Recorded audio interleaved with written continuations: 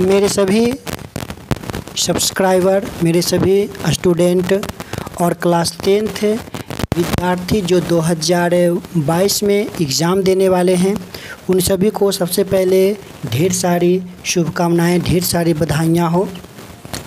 आज हम आप लोगों के बीच इस ऑडियो क्लिप के माध्यम से जो कि 2022 में क्लास 10th के, चाहे वो बिहार बोर्ड हो हिंदी मीडियम, चाहे वो CBSE बोर्ड हिंदी मीडियम हो, उनके लिए हम हर एक चैप्टर का, फिजिक्स का, केमिस्ट्री का, बायो का और इतिहास, भूगोल, प्रत्येक चैप्टर का NCERT क्वेश्चन जो एग्ज़ाम के लिए संभावित है, उस सभी का ऑडियो क्लिप के माध्यम से हम सभी प्रश्नों को रिवाइज करेंगे। आप सभी विद्यार्थी इसे डाउनलोड करें और डाउनलोड कर करके जो है इसे सुने, और इसके उपरांत जो भी हम आपको ऑडियो क्लिप के माध्यम से जो भेजेंगे, जो आपको दिया जाएगा, उसका PDF मेरे टेलीग्राम चैनल पर आपको मिल जाएगा। इसके PDF प्राप्त करने के लिए आप अपने मोबाइल पर टेलीग्राम चैनल को डाउनलोड कीजिए, वहां पर अपना ID बनाइए और ID बना करके जाकर सर्च कीजिए AJ स्टडी लाइव। ठीक है, AJ स्टडी लाइव सर्च करने के बाद जब मेरे फ़ोटो पर क्लिक कीजिएगा तो फाइल का ऑप्शन आएगा, और जब उस फाइल पर आप जा कर के देखिएगा तो आपको सारा क्लास 10th का ऑल सब्जेक्ट का आपको PDF जो है खोजने पर पूरा का पूरा मिल जाएगा। फिजिक्स का PDF भी आपको उसमें मिल जाएगा, जो भी हम आपको यहाँ पर बोल करके जो है ऑडियो क्लिप के माध्यम से आपको देने वाले हैं। तो आज के इस बेहतरीन क्लास में हम आपको बताएंगे कि प्रकाश के परावर्तन से जो भी महत्वपूर्ण प्रश्न बनने वाला है, उस सारे प्रश्न को हम आपको बताएंगे, और यही प्रश्न आपको मेरे जो PDF है उसमें आपको देखने को मिलेगा।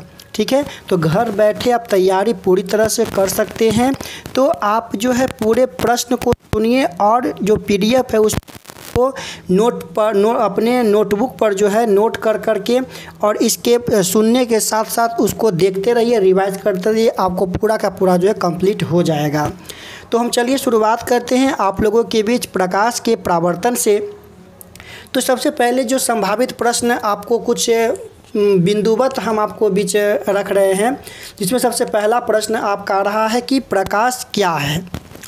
तो इसका आंसर हम दे सकते हैं कि प्रकाश वह भौतिक कारक है जिसकी सहायता से हम किसी वस्तु को देख पाते हैं। ठीक है, नेक्स्ट की अगर हम बात करूं तो कहता है कि पारदर्शी, अपारदर्शी, पारभासी वस्तु किसे कहते हैं। तो याद रखिए, अगर पारदर्शी की बात है तो पारदर्शी वैसा वस्तु जिससे आर पार की वस्तु को साफ और स्पष्ट देख सके, उसे हम क्या कहेंगे, पारदर्शी वस्तु कहेंगे। जैसे अगर बात करूँ शीशा का, शीशा जो साफ शीशा होता है, उससे हम आर पार की वस्तु को साफ और स्पष्ट देख सकते हैं। वायु इत्यादि आपका हो जाएगा। अगर बात करूँ हम अपारदर्शी वस्तु की तो वैसा वस्तु जिससे आर पार की वस्तु को नहीं देख सके, उसे हम अपारदर्शी वस्तु कहते हैं। अपारदर्शी का मतलब समझ, जिससे हम आर पार की वस्तु देख नहीं पा सकते हैं। ठीक है, उसको हम अपारदर्शी कहेंगे। जैसे आप बोल सकते हैं दीवार से हम आर पार की वस्तु नहीं देख पाते हैं। बुक को अगर हम आँख के सामने लाएंगे तो हम उसके वो साइड के वस्तु को नहीं देख पाएंगे। दरवाज़ा, पत्थर इत्यादि कह सकते हैं।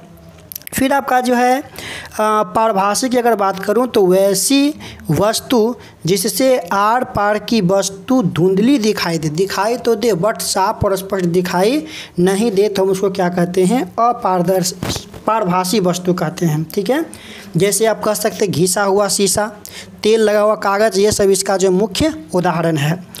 नेक्स्ट अगर हम बात करें तो ये एग्जाम में पूछने वाला क्वेश्चन आपके बीच आ चुका है, कहता है कि प्रदीप्त वस्तु किसे कहते हैं। तो इसका एग्जाम्पल आप हर हालत में याद रखिएगा। ठीक है, जैसे कहता है कि वैसा वस्तु जिसके पास अपना प्रकाश हो। ठीक है, जो अपना प्रकाश खुद उत्सर्जित कर रहा हो, उसको हम क्या कहते हैं, प्रदीप्त वस्तु कहते हैं। जैसे सूर्य के पास अपना प्रकाश है, तारा के पास अपना प्रकाश है, जुगनू के पास, जुगनू से भगजुगनी कहते हैं, अपना प्रकाश है, मोमबत्ती, बल्ब, लैंप, ये सभी के पास अपना प्रकाश है। ठीक है, नेक्स्ट की अगर हम बात करूं आप लोगों के बीच अप्रदीप्त वस्तु किसे कहते हैं, तो वो आपका हो जाएगा वैसे वस्तु जो प्रकाश उत्सर्जित न कर सके, अर्थात जो किसी के प्रकाश को ले करके जो चमके उसको हम क्या कहेंगे, अप्रदीप्त वस्तु कहते हैं। जैसे टेबल आपका हो गया, कुर्सी हो गया, किताब हो गया, चंद्रमा हो गया, ठीक है ना। हम टेबल को, कुर्सी को देख पाते हैं, क्यों? जब उससे प्रदीप्त वाले वस्तु का प्रकाश पड़ता है तो रिफ्लेक्ट होकर के जो हमारी आँखों तक पहुँचता है, तब हम उस वस्तु को देख पाते हैं, ठीक है। तो याद रखिएगा, चंद्रमा जो है आपका अप्रदीप्त वस्तु, क्योंकि ये सूर्य के प्रकाश को रिफ्लेक्ट कर करके पृथ्वी तक भेजता है, तब हम इस वस्तु को देख पाते हैं।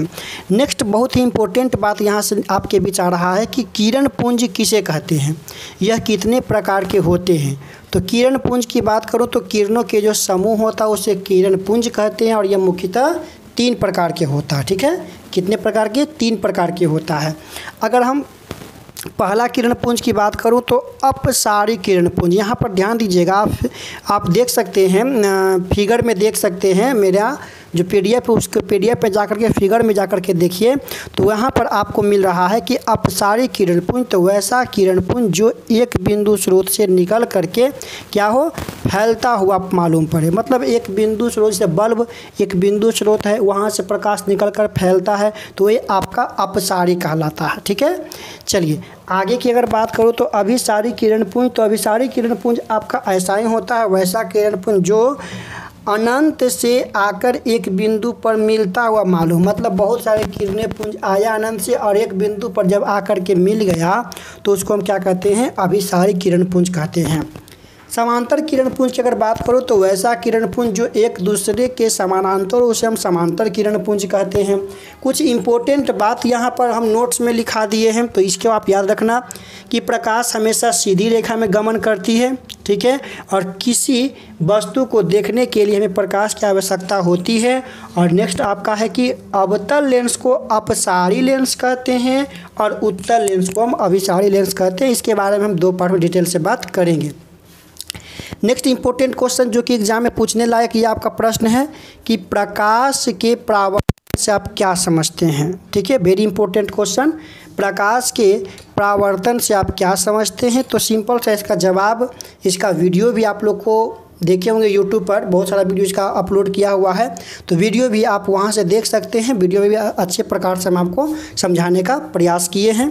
कहता है कि अनंत से आती प्रकाश की किरणें जब किसी चिकनी या चमकदार सतह से टकराती है और टकराने के बाद पुनः उसी माध्यम में वापस लौट जाती है, तो उसी माध्यम में वापस लौटने की जो घटना होती है उसे हम प्रकाश का परावर्तन कहते हैं, जैसा कि फिगर में आप देख रहे होंगे पीडीएफ में।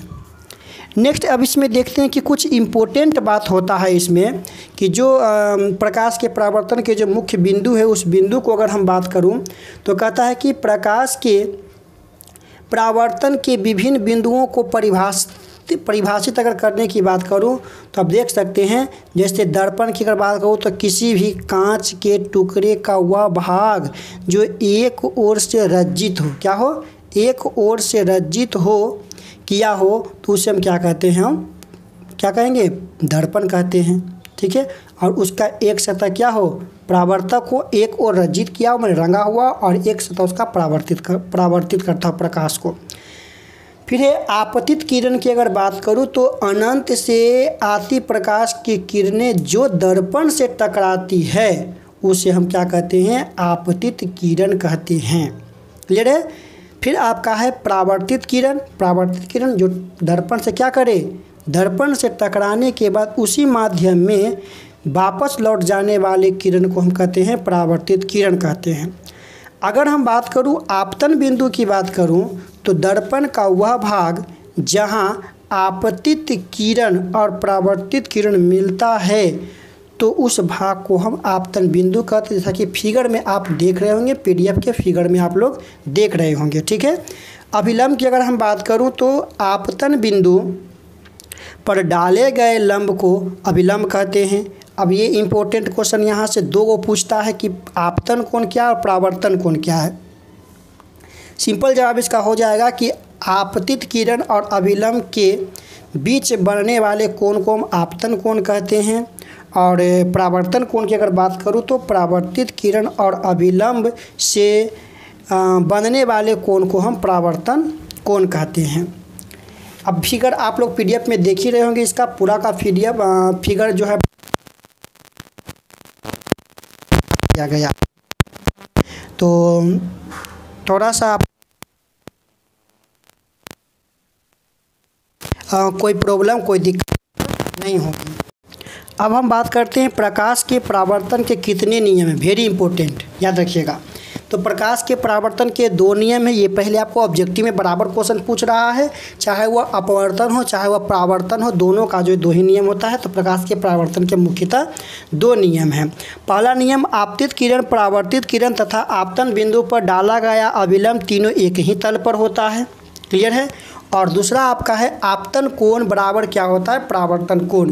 यदि आपतन कोण को I से सूचित करूं और परावर्तन कोण को R से सूचित करूं तो कोण I बराबर कोण क्या आपका हो जाएगा, R हो जाएगा। फिर यहाँ से भी ऑब्जेक्टिव में प्रश्न देखिए बनता है आपका कि जब प्रकाश किसी भी दर्पण या सतह पर लंबवत पड़े तो क्या होता है। तो याद रखिएगा कि जब प्रकाश की किरण किसी भी सतह पर लंबवत पड़ती है तो उसका परावर्तन जो है उसी माध्यम में जो है दोबारा उसी पथ पर जो है। नोट में एक बात याद रखिए कि जब प्रकाश का परावर्तन लंबवत होता है तो आपतन कोण और परावर्तन कोण दोनों का मान कितना होता है, 0 डिग्री का होता है। ठीक है। नेक्स्ट देखिए बात यहाँ से लेकर चलते हैं आपको, प्रतिबिंब किसे कहते हैं, यह कितने प्रकार के होते हैं। चलिए, तो प्रतिबिंब की हम परिभाषा जानते हैं। प्रतिबिंब की अगर परिभाषा हम जान जाते हैं तो उसी के अनुसार हम दोनों प्रतिबिंब के बारे में भी परिभाषा आपका ईजी हो जाएगा। जैसे कहता है कि किसी बिंदु स्रोत से आती प्रकाश की किरणें दर्पण से परावर्तन के बाद जिस बिंदु पर मिले या मिलता हुआ प्रतीत हो उसे हम प्रतिबिंब कहते हैं। 2 पॉइंट यहाँ पर याद रखिएगा, मिले या मिलता हुआ प्रतीत हो। अगर मिले, वास्तव में मिले तो वास्तविक प्रतिबिंब, और मिला हुआ प्रतीत हो तो आभासी या काल्पनिक प्रतिबिंब। जैसा कि देखिए आप देख रहे होंगे पीडीएफ में कि वास्तविक प्रतिबिंब की अगर बात करूँ तो किसी बिंदु स्रोत से आती प्रकाश की किरणें दर्पण से परावर्तन के बाद जिस बिंदु पर वास्तव में मिले उसे हम वास्तविक प्रतिबिंब कहते हैं। क्लियर है। अब आइए, आभासी की अगर बात करूँ या काल्पनिक की, किसी बिंदु स्रोत से आती प्रकाश की किरणें दर्पण से परावर्तन के बाद जिस बिंदु पर मिलती हुई प्रतीत हो, अंडरलाइन पॉइंट कर लीजिएगा, मिलती हुई प्रतीत हो उसे हम आभासी प्रतिबिंब कहते हैं। नेक्स्ट अगर बात करूँ, एग्जाम में क्वेश्चन पूछने लायक है और पूछा भी है बहुत बार, तो याद रखिए इसे, वास्तविक और आभासी प्रतिबिंब में क्या अंतर है। बात करूं कि वास्तविक और आभासी प्रतिबिंब में निम्नलिखित अंतर है। ये बात आप जैसा कि नोट्स में जो आप देख रहे हैं लिखा हुआ पैटर्न, उसी अनुसार एग्जाम में लिखिएगा, नंबर आपको पूरा का पूरा मिलेगा। तो कहता है कि वास्तविक प्रतिबिंब एक और आपका आभासी प्रतिबिंब कर दीजिए, तो वास्तविक प्रतिबिंब को हम पर्दे पर प्राप्त कर सकते हैं, जबकि आभासी प्रतिबिंब को हम पर्दे पर प्राप्त नहीं कर सकते हैं। वास्तविक प्रतिबिंब की अपेक्षा उल्टा होता है। वास्तविक प्रतिबिंब जो होते हैं वस्तु की अपेक्षा उल्टा होते हैं, और जबकि आभासी प्रतिबिंब वस्तु की अपेक्षा सीधा होता है। मोस्ट इंपॉर्टेंट बात याद रखिएगा ये। वास्तविक प्रतिबिंब को वास्तविक रेखा से दर्शाते हैं, जबकि आभासी प्रतिबिंब को काल्पनिक रेखा से दर्शाते हैं। आइए बात करते हैं समतल दर्पण किसे कहते हैं और इसकी कुछ विशेषताएं। यहाँ से भी ऑब्जेक्टिव प्रश्न बनता है, तो आप इसे याद रखिए अच्छे से। तो वैसा दर्पण जिसका परावर्तक सतह समतल हो उसे समतल दर्पण कहते हैं। ठीक है। अब इसकी विशेषता को याद रखना होगा आपको।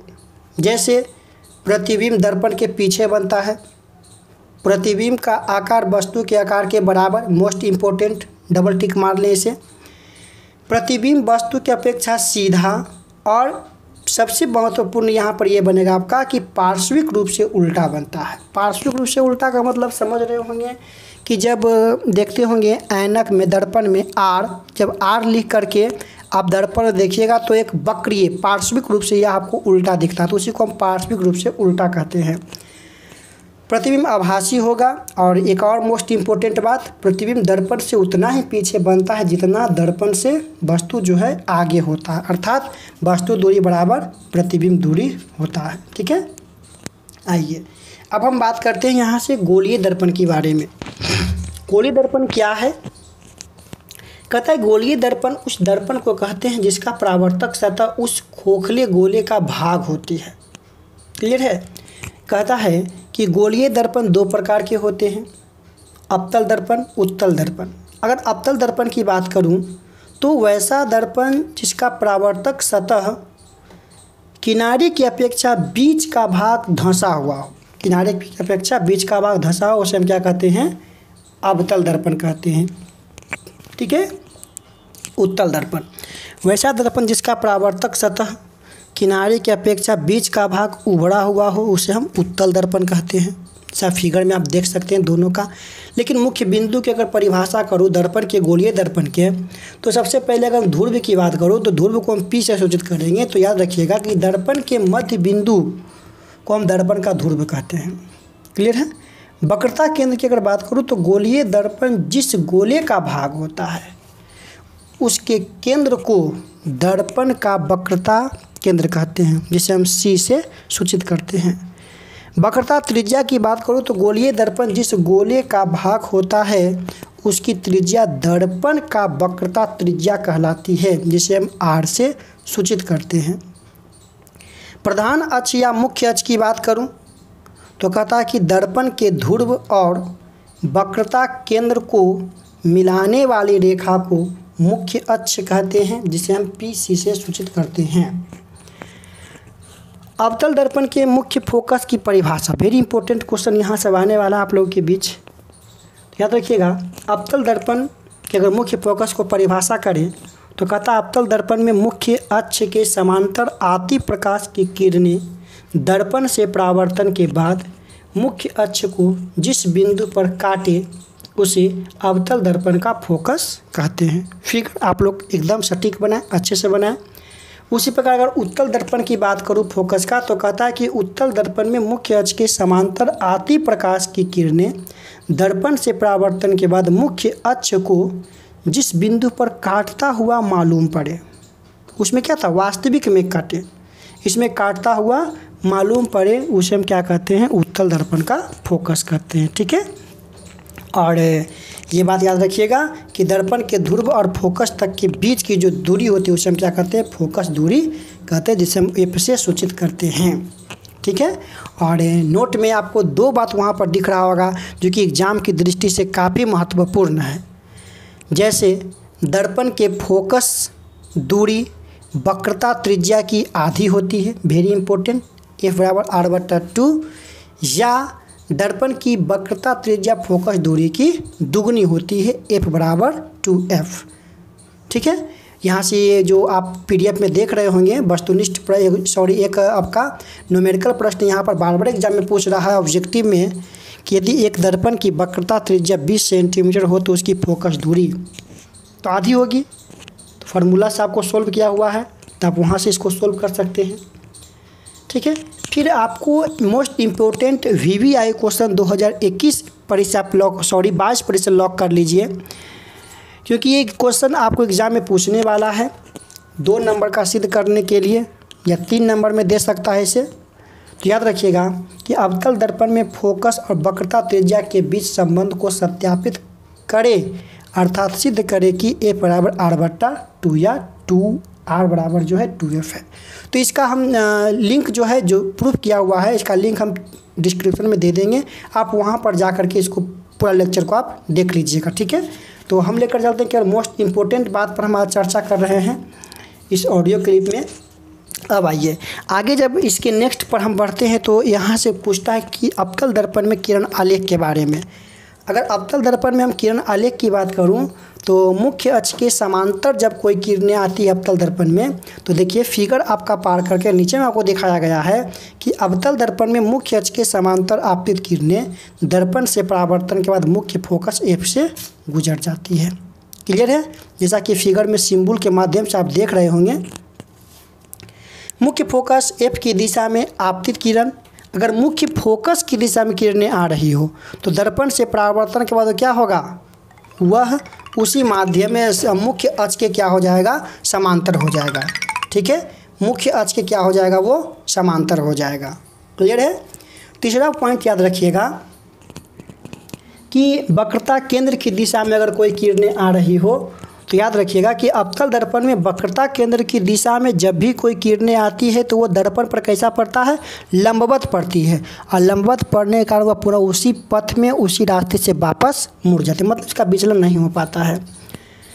फिर ये ध्रुव की दिशा में आपतित किरणें की अगर बात करूं तो याद रखिएगा कि ध्रुव की दिशा पर कोई किरणें आती है तो समान कोण बनाते हुए पुनः वह क्या होती है, वही माध्यम में वापस लौट जाती है। क्लियर है।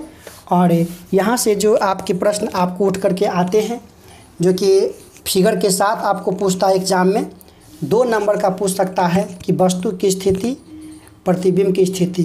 ठीक है, तो मुख्य अक्ष की पहले स्थिति को लेकर चलते हैं, मुख्य अक्ष के समांतर आपतित किरणें। तो यहाँ पर अगर देखा जाए तो ये उत्तल दर्पण के किरण आलेख को दर्शाया गया है। ठीक है, तो हम इसी को लेकर के चलते हैं। तो जैसे कि हम अवतल दर्पण में पढ़ें वही आपको उत्तल दर्पण में भी पढ़ना, लेकिन इसमें प्रतीत होगा, वास्तविक में नहीं होगा। उसमें आपका सारा का सारा वास्तविक में था। ठीक है ना। तो उत्तल दर्पण में मुख्य अक्ष के समांतर आपतित किरणें दर्पण से परावर्तन के बाद मुख्य फोकस एफ पर मिलता है हुआ प्रतीत होता है। उसमें वास्तव में मिल रहा था, इसमें मिलता हुआ प्रतीत हो रहा है। अगर फोकस की दिशा में आपतित होती है तो कहता है कि उत्तल दर्पण में फोकस की दिशा में आपतित किरणें दर्पण से परावर्तन के बाद मुख्य अक्ष के समांतर आती हुई मालूम पड़ती है। वक्रता केंद्र की दिशा की अगर बात करूं तो कहता है उत्तल दर्पण में वक्रता केंद्र की दिशा में आपतित किरणें दर्पण से परावर्तन के बाद उसी पथ पर वापस चली जाती हुई मालूम पड़ती है इसमें। और वही ध्रुव की दिशा में अगर किरणें आती हो तो उत्तल दर्पण में ध्रुव की दिशा में आपतित किरणें परावर्तन के बाद समान कोण बनाते हुए उसी माध्यम में वापस लौटती हुई मालूम पड़ती है।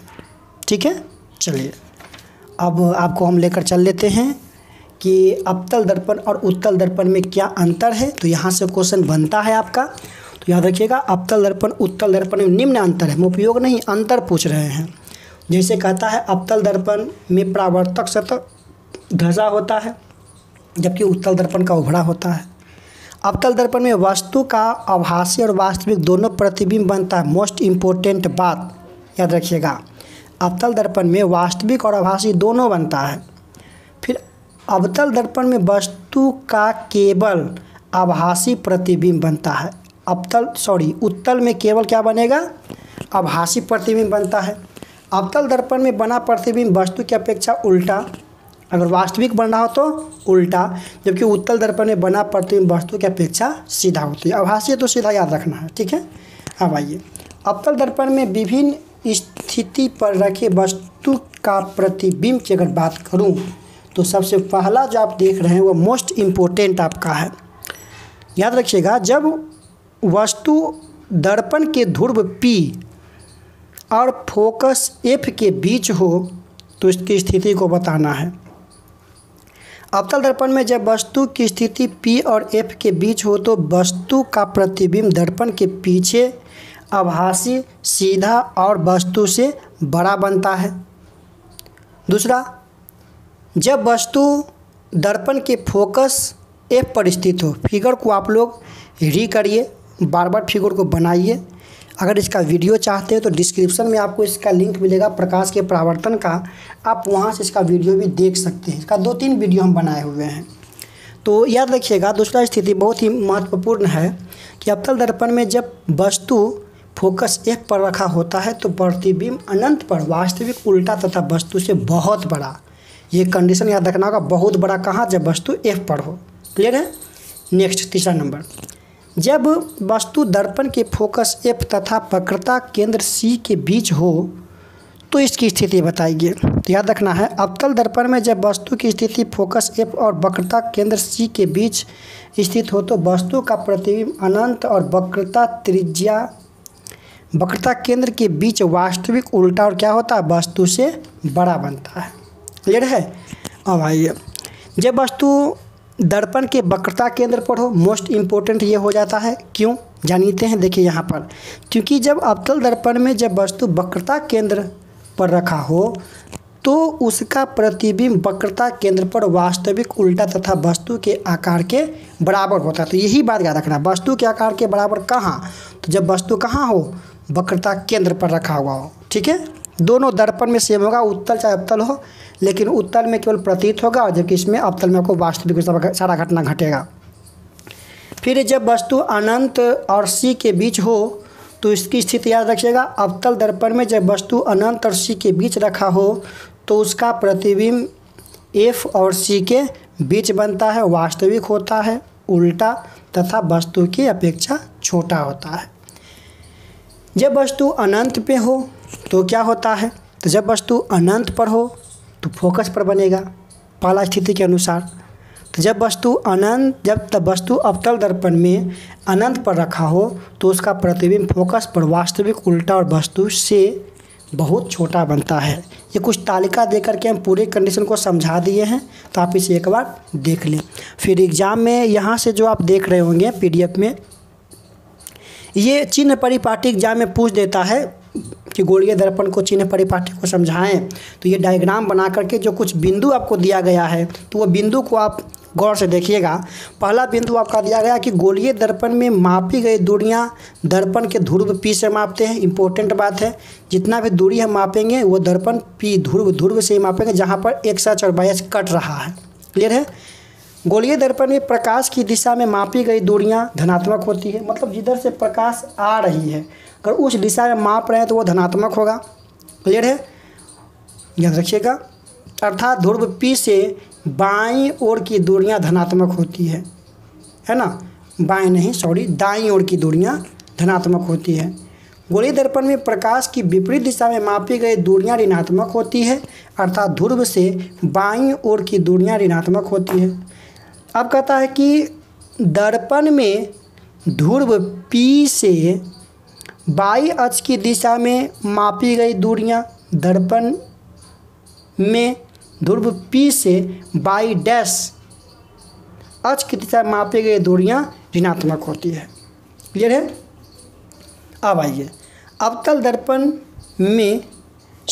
उत्तल दर्पण में बनने वाले प्रतिबिंब की विशेषता को लिखना है। उत्तल दर्पण में ये दोनों को, यहाँ से जो क्वेश्चन आपके बीच बन रहा है वो सभी के सभी महत्वपूर्ण क्वेश्चन, इंपॉर्टेंट क्वेश्चन है।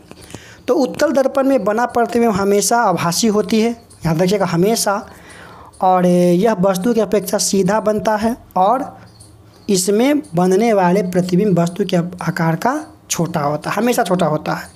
क्वेश्चन दे सकता है कि कौन सा दर्पण है जो वस्तु का हमेशा छोटा प्रतिबिंब बनाता है, तो उत्तल दर्पण। क्लियर है। उसी प्रकार अवतल दर्पण में बनने वाले प्रतिबिंब की विशेषता, तो अवतल दर्पण में वास्तविक और आभासी दोनों प्रतिबिंब बनता है। यहाँ पर ही मोस्ट इम्पोर्टेंट ये आप अंडरलाइन पॉइंट कर सकते हैं इसे। अवतल दर्पण में जब वस्तु ध्रुव P और फोकस F के बीच स्थित हो तो उसका प्रतिबिंब आभासी बनता है। अवतल दर्पण प्रकाश की किरणों को अपसारित यानी फैला देता है। नोट में देखिए दिया गया है कुछ पॉइंट, आपको याद रखिएगा। अवतल दर्पण की फोकस दूरी ऋणात्मक क्यों होता है, चिन्ह परिपाटी से आप समझ जाइएगा। अवतल दर्पण में वास्तविक प्रतिबिंब की दूरियां ऋणात्मक, अवतल दर्पण में वस्तु की दूरियां ऋणात्मक। ये याद रखिएगा, वस्तु की दूरी चाहे वह अवतल हो, उत्तल हो, लेंस हो, दर्पण हो, कुछ भी हो, हमेशा ऋणात्मक ही होगा। अवतल दर्पण वस्तु का वास्तविक और आभासी दोनों प्रतिबिंब बनाता है। उत्तल दर्पण की फोकस दूरी धनात्मक होती है। उत्तल दर्पण में प्रतिबिंब की दूरियां ऋणात्मक होती है। उत्तल दर्पण में वस्तु की दूरियां ऋणात्मक होती है। उत्तल दर्पण में वस्तु का प्रतिबिंब हमेशा सीधी यानी काल्पनिक बनती है। उत्तल दर्पण में वस्तु का प्रतिबिंब सीधा और वस्तु से छोटा होगा और वस्तु दूरी हमेशा ऋणात्मक होती है। नोट में यह बात आपको दे दिया गया था। ठीक है। अब यहाँ से आपको एक क्वेश्चन मिल रहा होगा कि अवतल दर्पण में वस्तु दूरी, प्रतिबिंब दूरी और फोकस दूरी के बीच रिलेशन। ठीक है, तो दोनों के बीच एक रिलेशन है जिसको हम कहते हैं दर्पण सूत्र कहते हैं, 1/F बराबर 1/V प्लस 1/U। और इसी आप नेक्स्ट पेज में देख रहे होंगे, पेज नंबर 24 में, तो आपको मिल रहा होगा कि सिद्ध करें कि 1/f बराबर 1/v प्लस 1/u, मतलब दर्पण सूत्र को आपको सिद्ध करना है। तो ये 5 नंबर का क्वेश्चन आपको यहाँ से बनेगा, तो इससे आप डिस्क्रिप्शन में जो लिंक मिलेगा वहाँ पर जा कर के देख लीजिएगा। ठीक है, आइए कुछ और महत्वपूर्ण बातें यहाँ पर करेंगे कि अवतल दर्पण के उपयोग को लिखें। बार बार एग्जाम में पूछ रहा है, आप क्वेश्चन बैंक देख सकते हैं। कहता है कि अवतल दर्पण के निम्नलिखित उपयोग हैं। पहला, अवतल दर्पण का उपयोग हजामती के रूप में किया जाता है। अवतल दर्पण का उपयोग रोगियों के गला, मुंह, नाक तथा कान देखने में किया जाता है। अवतल दर्पण का उपयोग टॉर्च और वाहनों के सर्चलाइट में किया जाता है। अवतल दर्पण का उपयोग वाइट भट्ठी में किया जाता है। अवतल दर्पण का उपयोग सोलर कुकर में किया जाता है। ठीक है, उसी प्रकार उत्तल दर्पण का उपयोग की बात करूँ तो कहता है कि उत्तल दर्पण का उपयोग निम्नलिखित है। जैसे उत्तल दर्पण का उपयोग वाहनों के पीछे देखने वाले दर्पण के रूप में किया जाता है, अर्थात उत्तल दर्पण का उपयोग पश्च दृष्टि के रूप में किया जाता है। उत्तल दर्पण का उपयोग माइक्रोस्कोप या सूक्ष्मदर्शी में किया जाता है, परावर्तक सतह के रूप में। फिर उत्तल दर्पण का उपयोग वस्तु का छोटा और सीधा प्रतिबिंब को देखने में किया जाता है। उत्तल दर्पण का उपयोग कैमरे के फ्लैश लाइट में किया जाता है। तो ये सब बात आपको ज़रूरी है याद रखना। ठीक है, 1-2 बार वीडियो को सुन लें, ऑडियो को सुन लें और नोट्स को PDF को देखकर उसे सुने तो और ही अच्छा रहेगा। उत्तल दर्पण का उपयोग साइड मिरर के रूप में क्यों करते हैं? इम्पोर्टेंट क्वेश्चन एग्जाम में बार बार पूछ रहा है।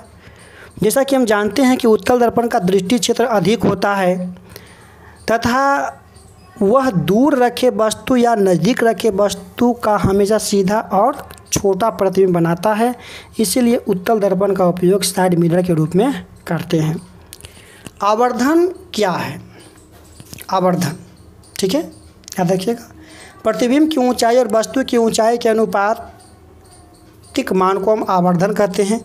यदि आवर्धन को m से, प्रतिबिंब की ऊंचाई को h' से और तथा वस्तु की ऊंचाई को h से सूचित किया जाए तो आवर्धन बराबर, देखिए फार्मूला होता है h'/h। क्लियर है? अब कर रहा है, देखिए यहाँ से एक और महत्वपूर्ण सिद्ध करने वाला प्रश्न आ रहा है कि सिद्ध कीजिए कि m बराबर -v/u। तो जो हम डिस्क्रिप्शन में जो लिंक डालेंगे उसमें पूरा चीज़ आपको जो जितना प्रूफ करने वाला वो सदा आपको मिल जाएगा। ठीक ना?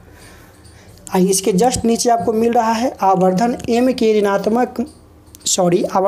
के धनात्मक मान का क्या अर्थ है, मतलब +m का क्या अर्थ है।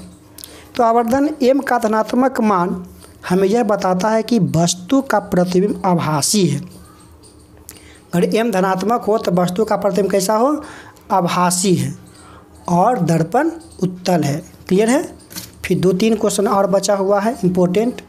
आवर्धन m का ऋणात्मक मान क्या बताता है? तो जस्ट उल्टा, आवर्धन m का ऋणात्मक मान हमें यह बताता है कि प्रतिबिंब वास्तविक है और दर्पण अवतल है। आवर्धन +1 बार बार एग्जाम में पूछ रहा है, तो आवर्धन +1 में प्लस का अर्थ होता है कि प्रतिबिंब आभासी है, जबकि 1 का अर्थ होता है कि दर्पण समतल है तथा वस्तु की ऊंचाई प्रतिबिंब की ऊंचाई के बराबर है। फिर नोट में कुछ बात दी है कि प्रकाश का परावर्तन जो है अपारदर्शी माध्यम में ही संभव है, जैसा कि हमने शुरुआत में ही पढ़ा। प्रकाश का अपवर्तन पारदर्शी माध्यम में होता है। फिर समतल दर्पण का आवर्धन +1 होता है। विद्युत चुंबकीय तरंग प्रकाश तरंग का उदाहरण है, मोस्ट इम्पोर्टेंट एग्जाम में पूछा है। और आवर्धन का SI मात्रक नहीं होता, यह मात्रक विहीन होता है। गोलीय दर्पण में दूरियाँ को सदा ध्रुव से मापते हैं। ठीक है, तो ये था आपका प्रकाश के परावर्तन के जो भी NCERT बुक से जो क्वेश्चन एग्ज़ाम के लिए संभावित बन रहा था, वे सारे क्वेश्चन को हम इस ऑडियो के माध्यम से किए और PDF आपको टेलीग्राम पर मिल ही जाएगा। ठीक ना? तो इस ऑडियो को अगर आपको अच्छा लगा तो अपने दोस्तों के बीच शेयर करें। ठीक है, अगर अच्छा लगा तो कमेंट करें, ताकि हम नेक्स्ट चैप्टर का भी आपका जो है जब कमेंट आएगा तो अगले चैप्टर का भी PDF हम आप लोग के बीच अपलोड कर देंगे ऑडियो क्लिप के माध्यम से, और PDF आप लोग के पास है ही। ठीक है, तो वीडियो को पूरा सुनने के लिए बहुत बहुत धन्यवाद। मिलते हैं नेक्स्ट वीडियो में। Bye bye.